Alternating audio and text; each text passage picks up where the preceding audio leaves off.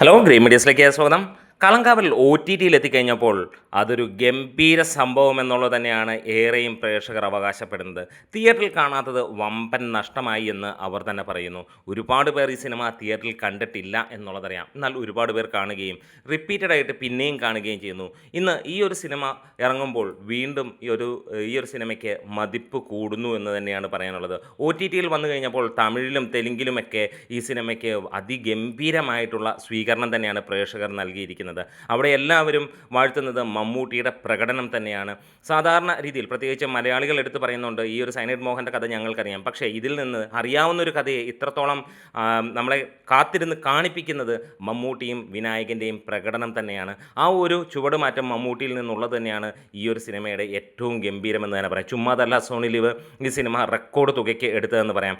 4 ഭാഷകളിലായി cinema വന്നു: തമിഴ്, മലയാളം, തെലുങ്ക്, ഹിന്ദിയിലും cinema അത്രത്തോളം ഗംഭീരമായി എടുക്കുന്നു. പലരും പറയുന്ന ഒരു കാര്യം, ഒരുപക്ഷെ എനിക്ക് തോന്നിയത്, ഞാൻ കണ്ടപ്പോൾ എനിക്ക് മാത്രം തോന്നിയ ഒരു കാര്യമായിരുന്നു എന്നുള്ളത്, ആദ്യത്തെ ആ ഒരു മർഡർ കാണിക്കുന്നു ഈ ഒരു സിനിമയിൽ.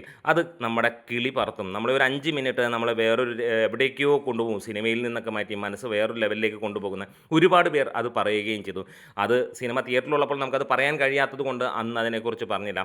ഇന്ന് ഹൈലി റെക്കമെൻഡഡ് എന്ന് തന്നെയാണ് ഹിന്ദി പ്രേക്ഷകർ പറയുന്നത്, തമിഴ് പ്രേക്ഷകർ പറയുന്നത്, തെലുങ്ക് പ്രേക്ഷകർ പറയുന്നത്. എന്നിട്ടും അവരുടെ ഒരു ചോദ്യം ഇതാണ്: എന്തുകൊണ്ട് ഇത് അവിടെ ലാംഗ്വേജിൽ മൊഴി മാറ്റി എത്തിയില്ല എന്നുള്ളത് തന്നെയാണ്. ഒരു മലയാളം പടമായി ഇറങ്ങിയത് കൊണ്ട് തന്നെയാണ് അവരങ്ങനെ ചോദിക്കുന്നത്. ഇന്ന് സോണി ലിവിലേക്ക് ഈ ഒരു സിനിമ എത്തുമ്പോൾ അത്രത്തോളം ആളുകൾ ഈ സിനിമ കാണുകയാണ്.